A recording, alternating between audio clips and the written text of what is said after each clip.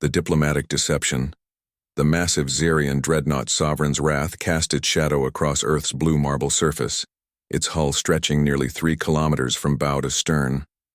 From the observation deck of Orbital Station Harmony, Captain Sarah Chen watched the alien vessel maneuver with practiced precision, its escort fleet of 47 warships maintaining perfect formation around it. Impressive, isn't it? Ambassador Marcus Rivera joined her at the reinforced viewport, his reflection ghost-like against the star-filled void. 6 months ago, we didn't even know they existed. Now they're offering us the stars. Sarah's weathered face remained impassive. At 52, she had spent half her life in Earth's colonial defense force, rising through the ranks during the harsh years of the Outer Colony Wars. Her steel-gray eyes tracked the alien vessels with the calculating gaze of someone who had seen too many battles to trust easy victories. "Nothing's ever that simple, Marcus," she replied, her voice carrying the flat tone of someone stating an obvious truth. They didn't cross 23 light-years just to be generous.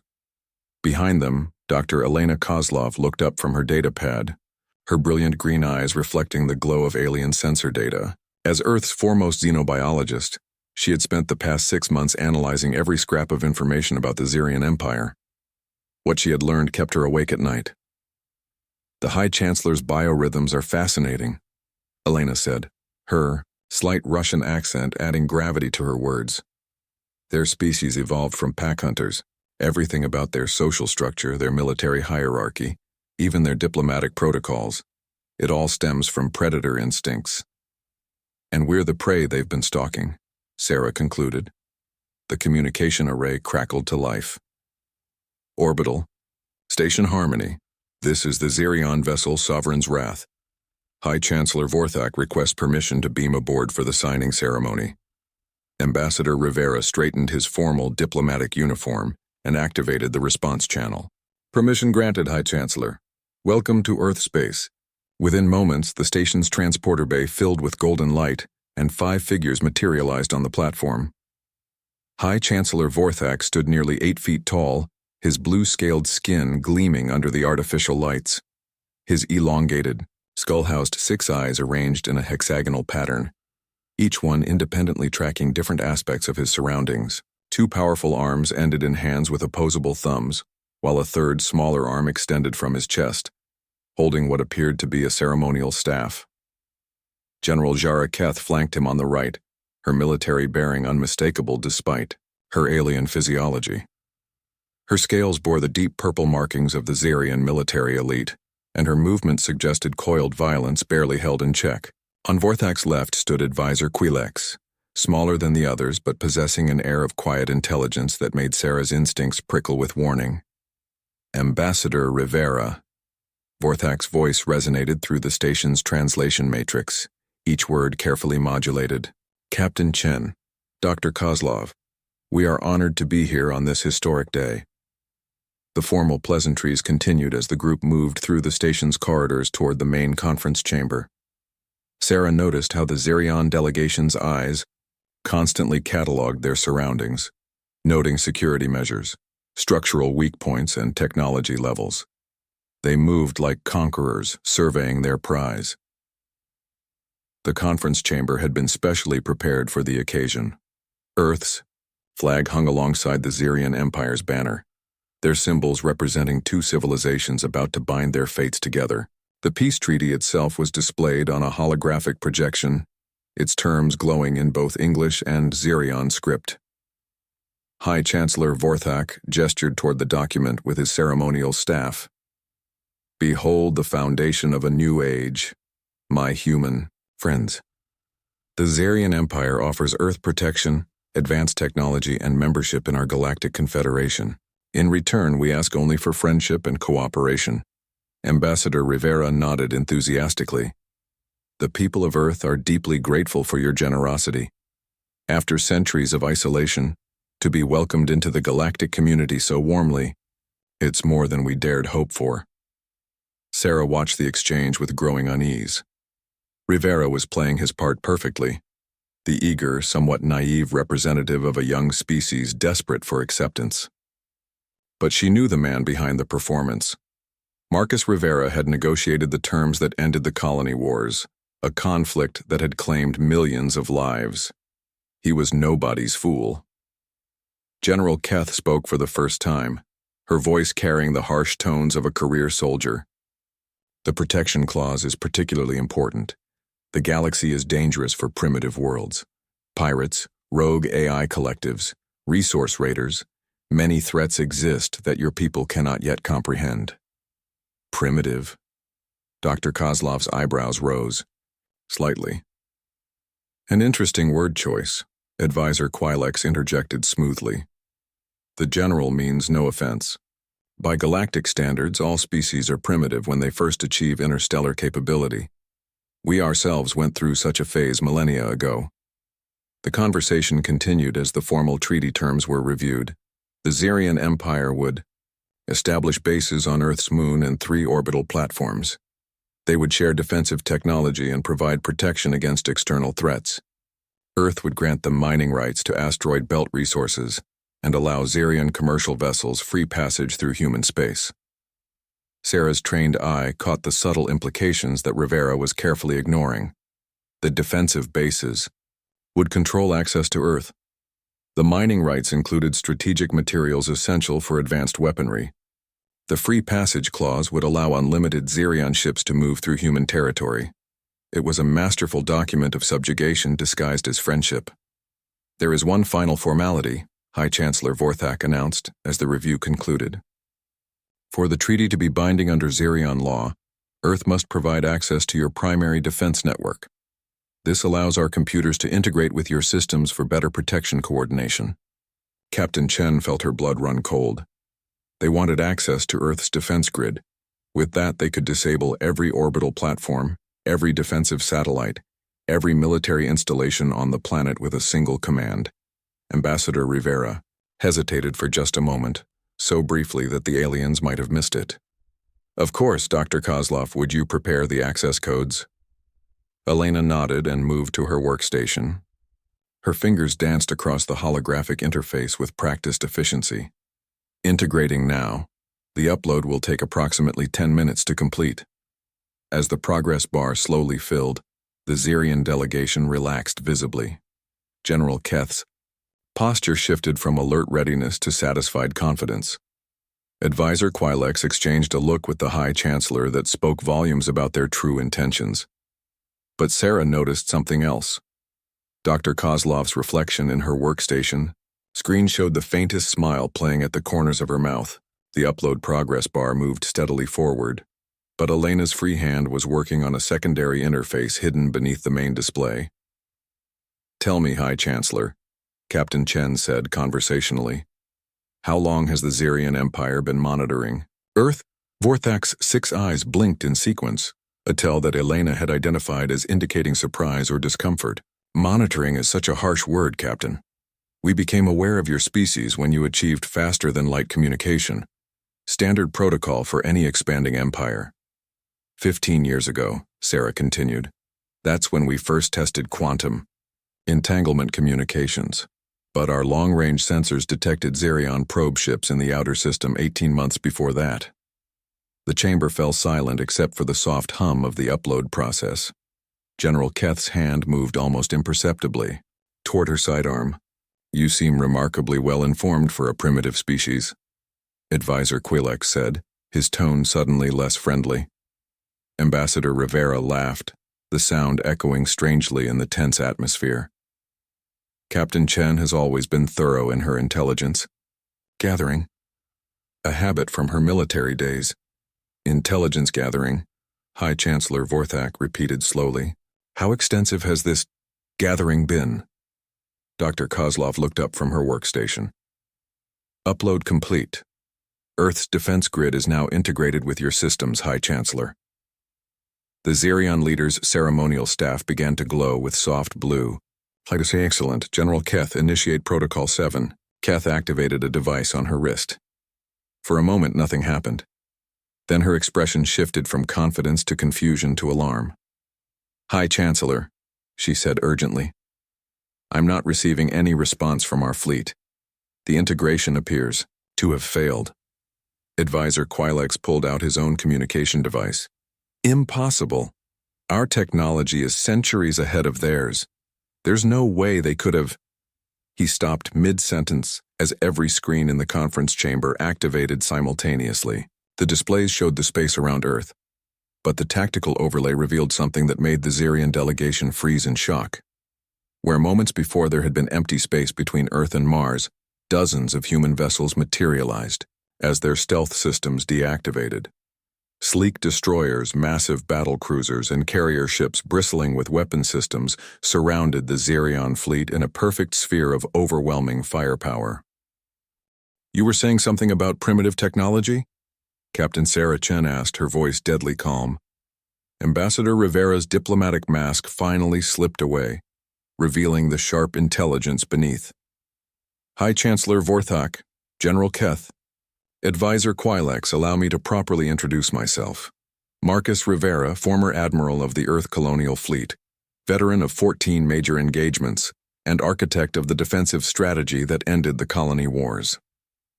Dr. Elena Kozlov stood and moved away from her workstation, her earlier nervousness completely gone. "And I am Dr. Elena Kozlov, head of Earth's Xenological Intelligence Division. We've been studying your empire for considerably longer than you realize." The holographic treaty document flickered and changed, revealing hidden clauses that the Xerion delegation had never seen. Sections about resource extraction, population control, and military subjugation glowed in red text. "We've known about your real intentions since your first probe entered our system," Sarah continued. "Every communication you thought was encrypted, every strategic planning session, every detail of your conquest protocols. We've been listening to all of it." High Chancellor Vorthak's 6 eyes darted frantically between the screens showing his trapped fleet and the humans who had completely outmaneuvered him. "This is impossible. Our security measures are based on the assumption that you're dealing with a primitive species," Elena interrupted. "You never considered that we might have developed quantum encryption breaking techniques, or that our AI systems could be sophisticated enough to infiltrate your networks." The tactical displays updated, showing Xerion ships attempting to break free of the human formation. Energy weapons discharged in brilliant flashes, but the human vessel's shields held easily. Return fire was surgical and precise, disabling the alien ship's weapons and engines without destroying them. "You wanted our defense grid access," Sarah said. "Congratulations. You now have complete access to our old, obsolete defense network, the one we stopped using 6 months ago when we detected your approach." General Keth snarled and reached for her weapon, but found her hand frozen in place. A shimmering field surrounded the entire Xerion delegation. "Stasis field," Elena explained helpfully. "We developed it specifically for containing hostile aliens. You can breathe and speak, but any aggressive movements are impossible." The communication array activated again, this time with a transmission from the human fleet. "Orbital Station Harmony. This is Admiral Torres aboard the Defiant. Xerion vessels have been secured. No casualties on either side. Awaiting further orders." Ambassador Rivera, Admiral Rivera, stepped forward with a new document. "High Chancellor, I'd like to present the actual peace treaty. The one that recognizes the Xerion Empire's sovereignty while ensuring Earth's independence. The one that establishes fair trade agreements without exploitation. The one that creates genuine cooperation between equals." As the first part of humanity's revelation concluded, the Xerion delegation found themselves facing a truth they had never considered. They were not the hunters in this scenario. They never had been. The truth unveiled. High Chancellor Vorthak stared at the revised treaty document, his 6 eyes processing the implications of what he was seeing. The elegant script outlined terms that were completely different from what his empire had planned to impose. Fair resource sharing agreements, mutual defense pacts with opt-out clauses, and technology exchanges that benefited both species equally. "This is unacceptable," he said finally, his voice carrying the authority of someone accustomed to dictating terms. "The Xerion Empire does not negotiate with primitive species. We conquer them." Admiral Rivera's expression hardened. "That's unfortunate. Because those are the only terms available, your other option is to explain to your Supreme Council How you managed to lose an entire conquest fleet to the primitive species you were supposed to easily subdue. Through the chamber's viewports, the space battle continued in eerie silence. Xerian warships fired desperately at their human captors, their energy weapons painting the void in brilliant colors. But every shot was absorbed by adaptive shielding that seemed to anticipate each attack. The human vessels moved with predatory grace, their return fire surgical and devastating. General Keth watched her fleet's destruction with growing horror. How is this possible? Our weapons are military-grade antimatter plasma. Your ships should be vaporized. Dr. Kozlov activated a holographic display showing detailed schematics of human defensive technology. Quantum coherent shielding. We developed it after studying the energy signatures of your weapons during your reconnaissance missions. Every shot you fire helps our shields adapt to become more effective against your specific weapon frequencies. You've been planning this for years, Advisor Quilex realized, his earlier diplomatic composure completely shattered. 18 months. Actually, Sarah Chen corrected, from the moment we detected your first surveillance probe. You see, the Xerian Empire made one crucial mistake in your intelligence gathering. She gestured to another holographic display showing Earth's development timeline. You assumed that because we appeared primitive when you first observed us, we would remain primitive. You never accounted for human adaptability under pressure. The display showed Earth's rapid technological advancement over the past 18 months. Weapons research, defensive systems, shipbuilding capacity, all had been accelerated far beyond normal development curves. When we realized we were being hunted, Admiral Rivera continued, humanity did what we do best. We adapted, we innovated, and we prepared. Every scientific breakthrough, every industrial advancement, every military development was focused on a single goal: surviving first contact with a hostile alien empire. High Chancellor Vorthak's ceremonial staff had stopped glowing, its technology unable to function within the stasis field. The Supreme Council will never accept this humiliation. They will send more fleets. No, they won't, Dr. Kozlov said with quiet confidence. She activated her workstation, bringing up a communication from deep space. Because right now, human diplomatic envoys are meeting with the Supreme Council on Xerion Prime. They're presenting the same treaty we're offering you, along with detailed information about what happened to your invincible conquest fleet.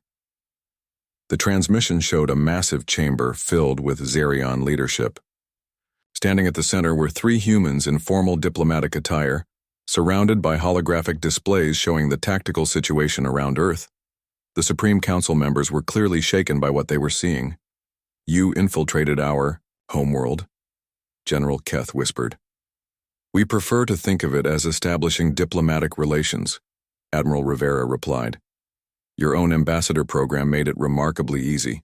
We simply responded to your invitation to visit Xerion space for cultural exchange purposes. Your people were so confident in their superiority that they never considered we might be intelligence operatives. The tactical displays updated again, showing the situation around Earth reaching its conclusion. The last Xerion vessel had powered down its weapons, accepting the inevitable. Not a single ship on either side had been destroyed, but the message was clear. Humanity was not the easy prey the Xerion Empire had expected. Advisor Quilex studied the human faces around him with new respect. You orchestrated all of this. The apparent desperation, the eager acceptance of our terms, even the access to your defense grid, it was all theater. The best deceptions contain elements of truth, Sarah Chen replied. Earth genuinely wanted to avoid war. We genuinely hoped for peaceful relations with other species. But we also genuinely prepared for the possibility that you wouldn't give us a choice. Dr. Kozlov brought up another display showing human industrial capacity. The past 18 months have seen the largest military buildup in Earth's history. We constructed this fleet in secret using automated shipyards hidden in the asteroid belt. Every major nation contributed resources, scientists, and personnel to the project. Why? High Chancellor Vorthak asked.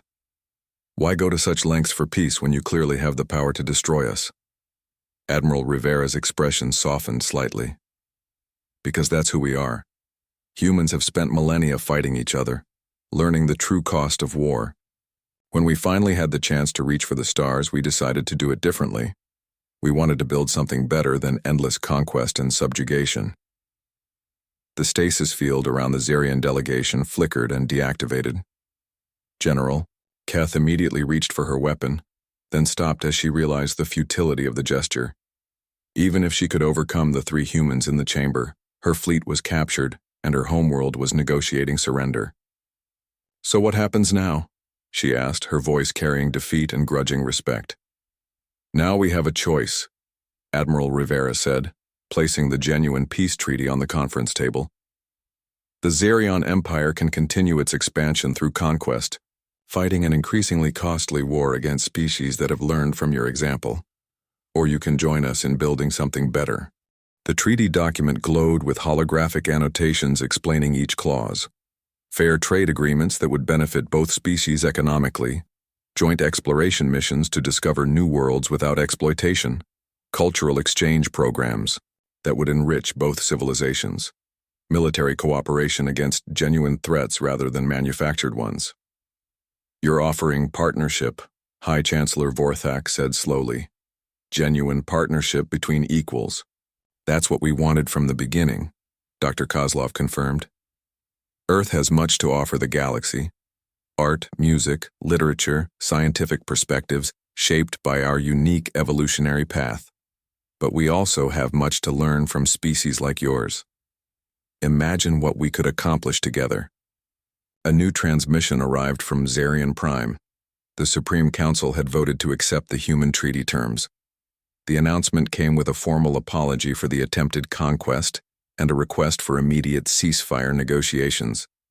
General Keth looked at her defeated fleet, then at the humans who had outmaneuvered her so completely.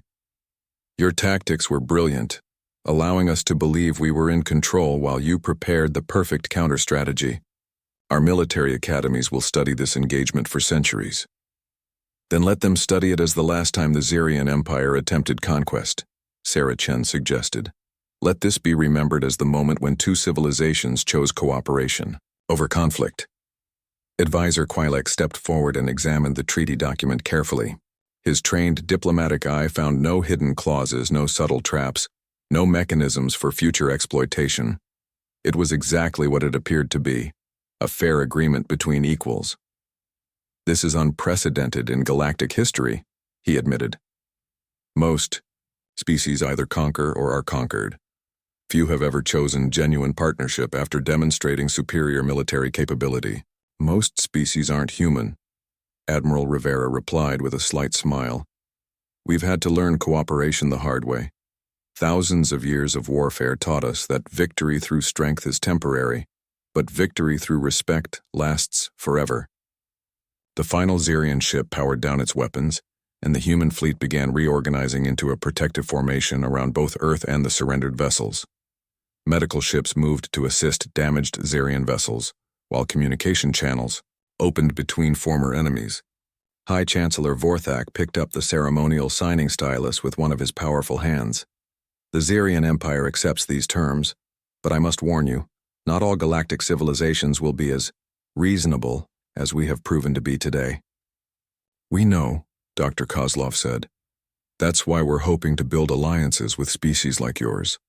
The galaxy is vast and dangerous, but it's also full of possibilities for those brave enough to reach for them." As the High Chancellor signed the UR Treaty, the holographic displays around the chamber shifted to show star charts of local space. Trade routes, exploration zones, and joint research facilities were outlined in colors representing cooperation rather than conquest. "To the future," Admiral Rivera said, raising a glass of Earth's finest champagne. "May it be brighter than either of our species could have achieved alone." The Zerion delegation joined the toast with their own ceremonial beverages, and for the first time since their arrival, the chamber filled with genuine celebration rather than hidden tensions. Outside the viewports, human and Zerion ships moved in formation together, beginning joint patrols of the system that would soon become the first truly integrated defense network in galactic history. The peace treaty hadn't just ended a potential war, It had begun something entirely new. As the ceremony concluded and the various delegations prepared to return to their respective worlds, Captain Sarah Chen remained at the viewport, watching the mixed fleet conducting its first joint operations.